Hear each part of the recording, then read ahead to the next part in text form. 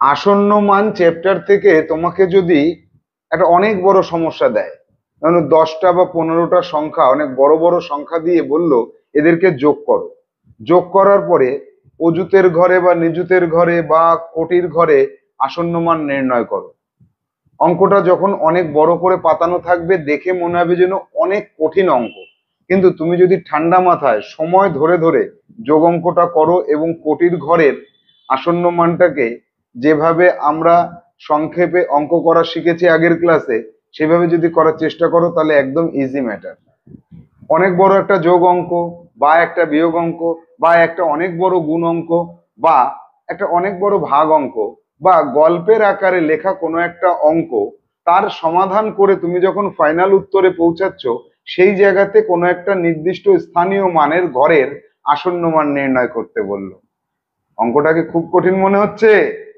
নিশ্চিত নবোদয় বইয়ের 4র্থ অধ্যায়ে আসন্ন মান চ্যাপ্টারে আমরা অনেক বড় বড় যোগ বিয়োগ গুণ ভাগ এই অঙ্কগুলো করার পরে একটা নির্দিষ্ট স্থানীয় মানের ঘরের আসন্ন মান নির্ণয় করব। আবার আমরা ভগ্ন সংখ্যারও আসন্ন মান নির্ণয় করব। তাহলে আমাদের কাছে আসন্ন মান অধ্যায়টা একদম সহজ সরল প্রাঞ্জল হয়ে যাবে জেএনবিএসটির জন্য।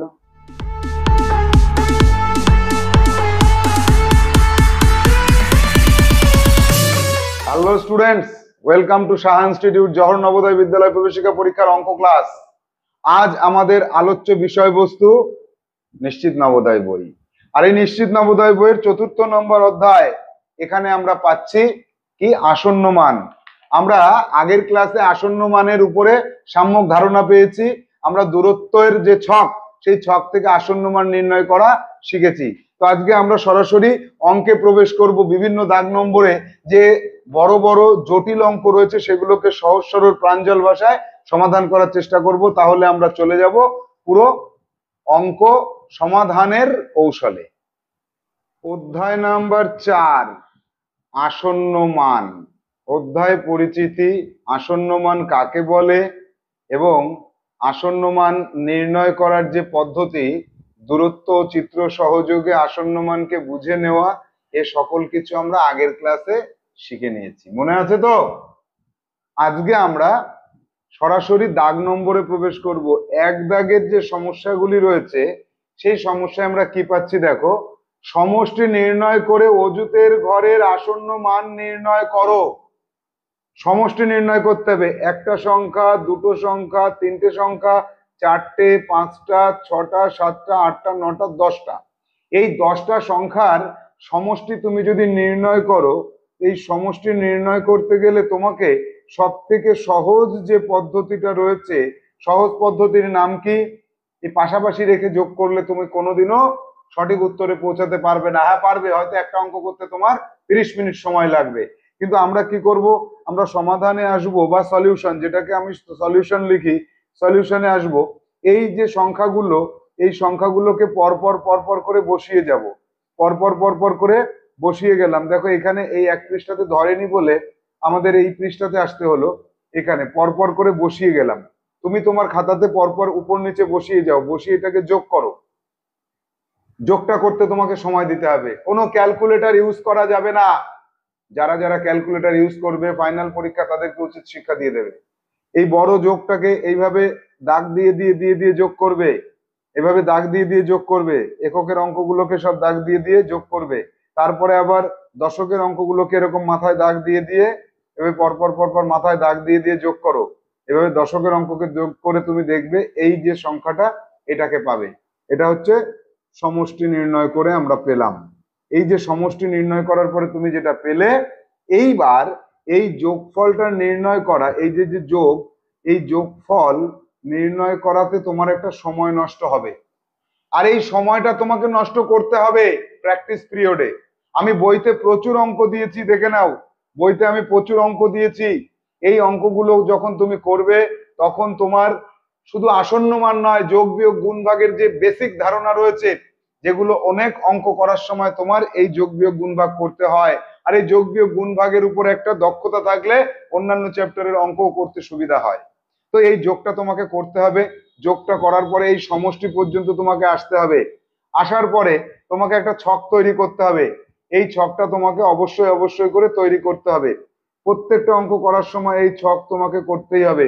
যদি বলো স্যার এই ছকটা তৈরি করতে অনেক সময় লাগছে, লাগুক, এটা তো ফাইনাল পরীক্ষার হলে ছক তৈরি করতে হবে না, বাড়িতে প্রতিদিন ছক তৈরি করতে হবে।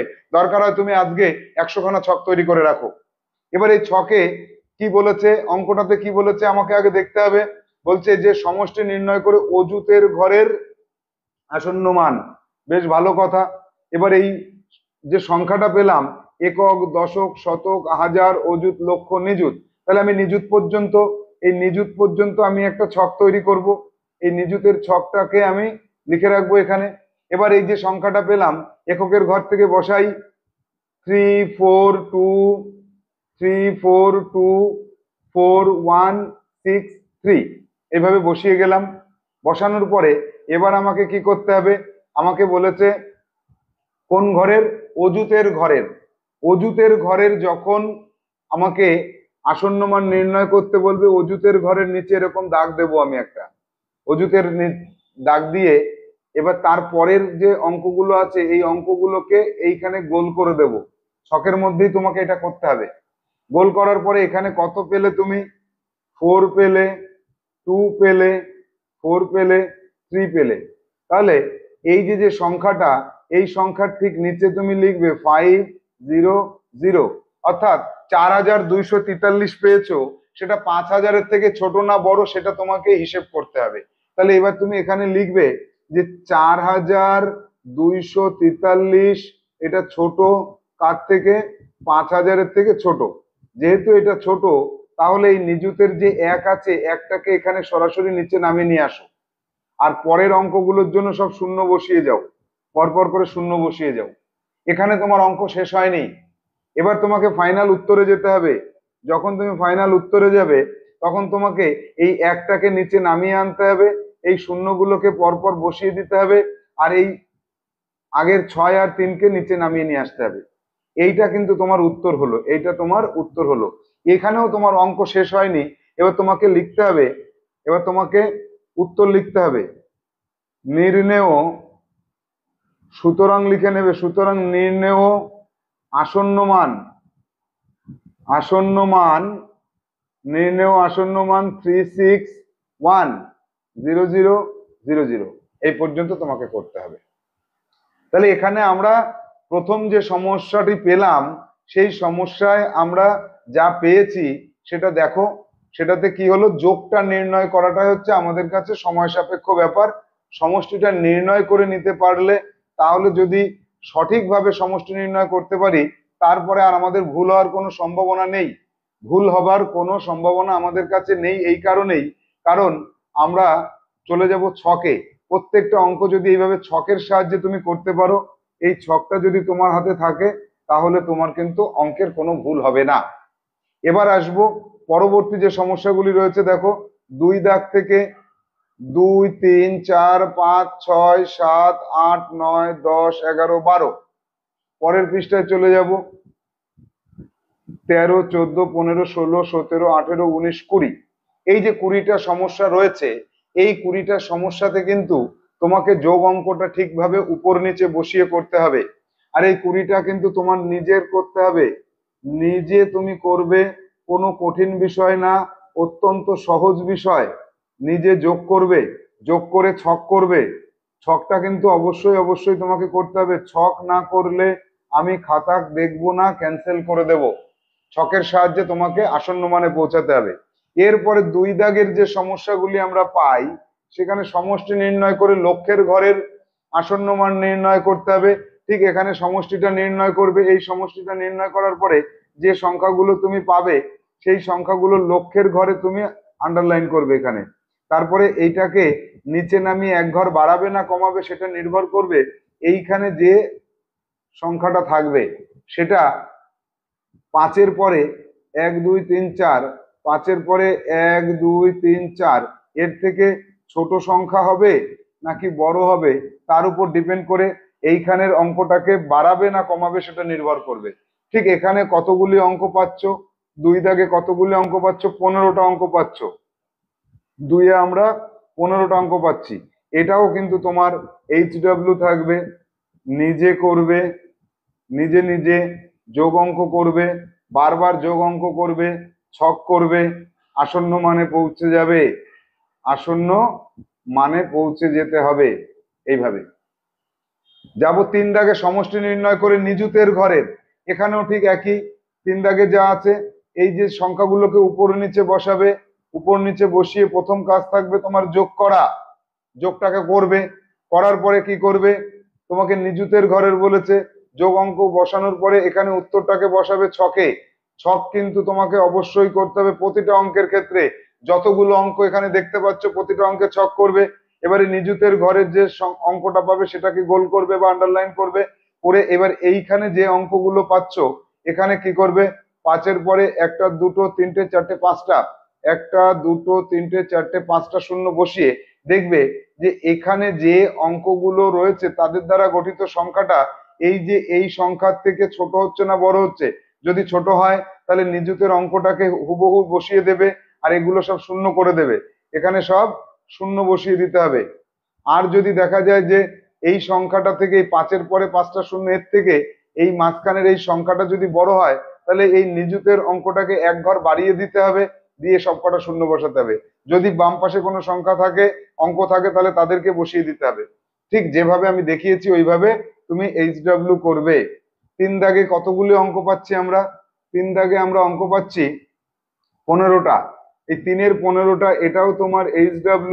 এখানেও তোমাকে কাজ করতে হবে যোগ, যোগ করার পরে তোমাকে করতে হবে ছক, ছক করার পরে তোমাকে আসন্ন মানে পৌঁছাতে হবে, আসন্ন মান পৌঁছাতে হবে। এরপরে 4 দাগে আছে অন্তর্ফল নির্ণয় করা।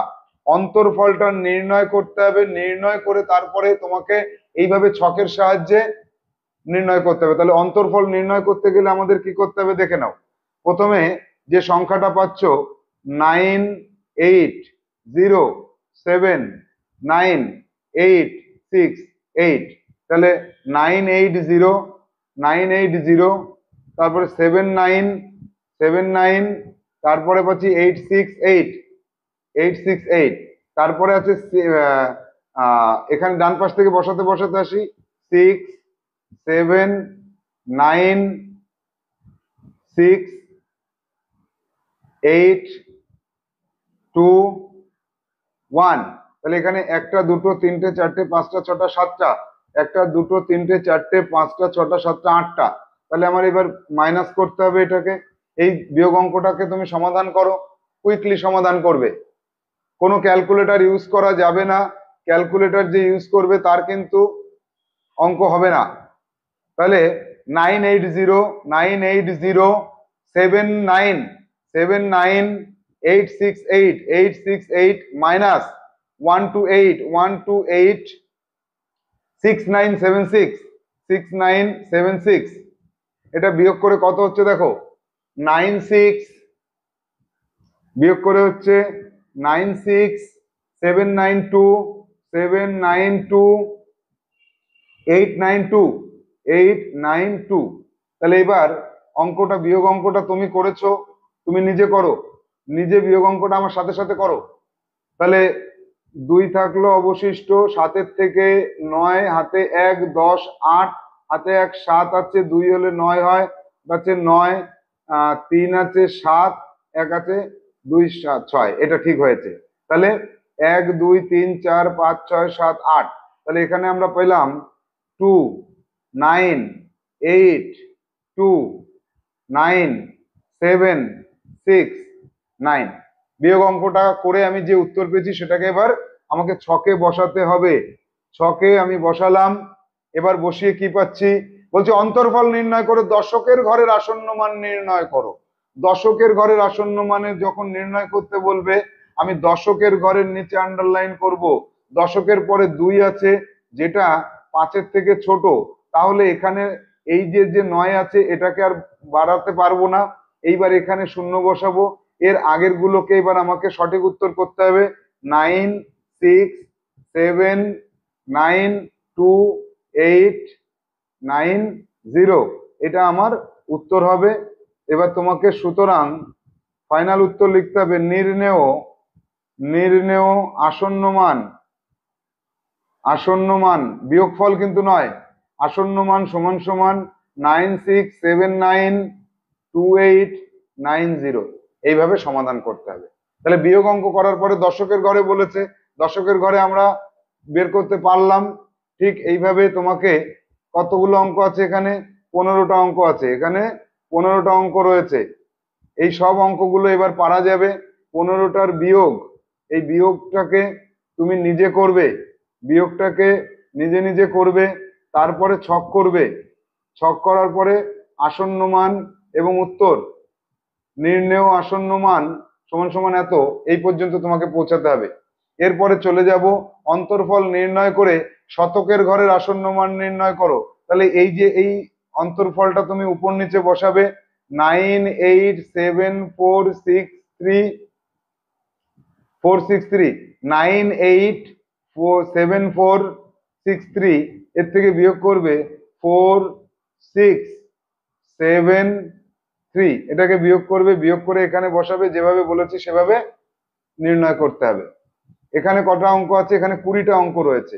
অন্তর্ফল নির্ণয় করবে এবং এই 20টার ছক করতে হবে, ছক করে তোমাকে নিজে নিজে সমস্যার সমাধান করতে হবে। তাহলে তুমি এখানে অন্তর্ফল আগে নির্ণয় করবে, অন্তর্ফল, তারপরে ছক, তারপরে আসন্ন মান, তারপরে উত্তর।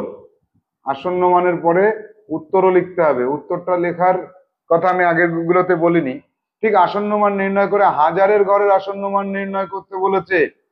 এখানেও কিন্তু 15টা অঙ্ক আছে, এটাও তোমার SW থাকছে।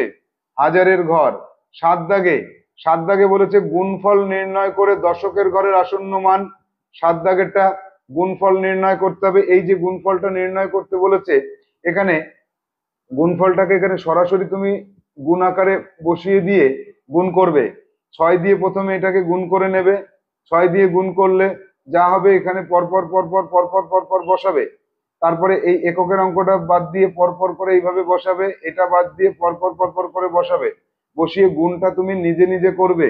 এই বড় বড় যোগ বিয়োগ গুণ ভাগ 4 নম্বর অধ্যায়ে এইরকম কঠিন কঠিন অঙ্ক বারবার দেওয়ার উদ্দেশ্য আমার একটাই, সেটা হচ্ছে যোগ বিয়োগ গুণ ভাগে তোমার ধারণাটাকে আরো ক্লিয়ার করা এবং তোমার একটা দক্ষতা বৃদ্ধি করা। এই বেসিক জায়গাগুলো দক্ষতা বৃদ্ধি করার জন্য এই বইয়ের একদম শুরুতে আমি দিয়েছি বেসিক যে যোগ বিয়োগ গুণ ভাগ, আবার এখানেও দিয়েছি 4 নম্বর অধ্যায়ে। এবার এই গুণফলটা তুমি নির্ণয় করো তো, নিজে নিজে করো, এখনই করো, তাড়াতাড়ি করো, দেখি আমার আগে হয় না তোমার আগে হয়। 83645, 83645, তাহলে 83645 ইন্টু 836, 836 গুণ করে তোমার কত হলো দেখো। আমার হয়েছে 6992 7220 7220। এটা যদি তোমার হয়ে থাকে আমাকে বলবে, আর না হলে তাও বলবে।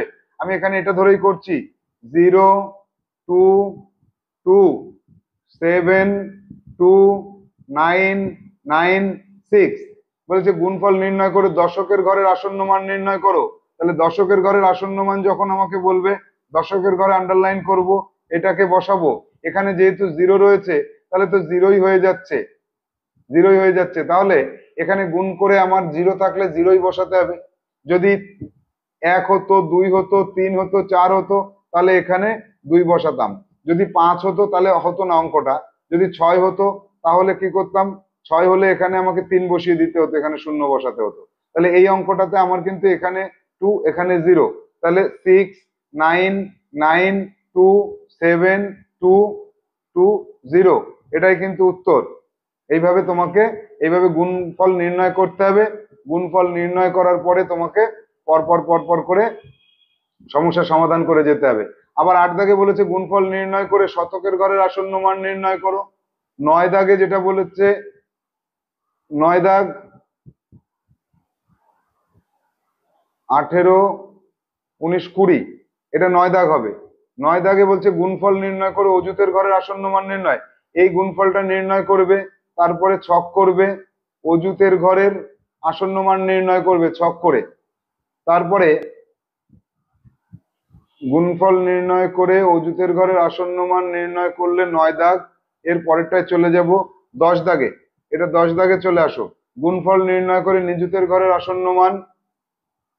11 দাগে, 11 দাগে পাবো গুণফল নির্ণয় করে দশকের ঘরের আসন্ন মান নির্ণয়, আচ্ছা ভাগফল, ভাগফলে যাব না আমি। তাহলে এই যে গুণফল পর্যন্ত আমাদের যতগুলি অঙ্ক আমরা পাচ্ছি 10 দাগ পর্যন্ত, এক দাগ থেকে 10 দাগ, এর মধ্যে প্রত্যেক দাগে 15টা 20টা করে অঙ্ক রয়েছে, অর্থাৎ 150 থেকে 200টা অঙ্ক হবে। 150 থেকে 180টা সংখ্যায় হতে পারে এতগুলি অঙ্ক। সেখানে তোমাকে কি কি করতে হবে? যোগ অথবা বিয়োগ অথবা গুণ, ভাগে আজকে যাচ্ছি না, যোগ বিয়োগ গুণ করতে হবে। তারপরে প্রতিটা অঙ্কের জন্য তোমাকে ছক করতে হবে। ছক করার পরে তোমাকে 5-এর পরে 5 অথবা 50 অথবা 500 অথবা 5-এর পরে 3টে শূন্য অথবা 5-এর পরে 4টে শূন্য অথবা 5-এর পরে 5টা শূন্য এর সাথে তুলনা করতে হবে। তুলনা করার পরে তারপরে তোমাকে আসন্ন মানে পৌঁছাতে হবে, আসন্ন মানে তুমি পৌঁছাতে পারবে। এই সবগুলো অঙ্ক তোমার জন্য থাকছে HW। তাহলে এই HW করার জন্য তোমাকে আমি নির্দেশ দিচ্ছি এখন, যেটা সেই নির্দেশ অনুযায়ী HW করবে। নির্দেশটা দেখে নাও। তুমি সবকটা প্রশ্ন লিখবে লাল কালি দিয়ে, তারপরে সলিউশন যেটা করবে, সলিউশন করবে নীল কালি দিয়ে, তারপরে ছক করবে সবুজ কালি দিয়ে, আর ছকের মধ্যে যেটা লিখবে সেটা কালো কালি দিয়ে লিখবে। আর নির্ণেয় উত্তর এটা লিখবে, নির্ণেয় উত্তরটা নীল কালি দিয়ে লিখবে। এই যে কালির কম্বিনেশনের কথা বললাম এবং সবকটা অঙ্কের কথা বললাম, এ সবগুলো তোমার আজকের কাজ। আজকে যে কোনো ভাবেই হোক তোমাকে এই সবকটা অঙ্ক কমপ্লিট করতেই হবে এবং নির্দিষ্ট সময়ের মধ্যে তোমাকে HW জমা করতে হবে। তাহলেই তো তোমার দক্ষতা বাড়বে এবং জওহর নবোদয় বিদ্যালয় প্রবেশিকা পরীক্ষায় তুমি এগিয়ে থাকবে এবং ফাইনালি তুমিই পাস করবে। তাহলে আজকের ক্লাস আমরা এখানে শেষ করছি। পরবর্তী ক্লাসে আমরা পরবর্তী যে সমস্যাগুলি রয়েছে আমাদের এই নিশ্চিত নবোদয় বইয়ের থেকে, সেগুলির সমাধান কৌশল জানবো। আজকে এই বই থেকে যে HW গুলো দেওয়া হলো সেগুলোকে এক মনে এক ধ্যানে তুমি করতে শুরু করে দাও। অনেকটা সময় নষ্ট হবে তোমার ঠিকই, কিন্তু দক্ষতা বাড়বে অনেক অনেক গুণ। টাটা।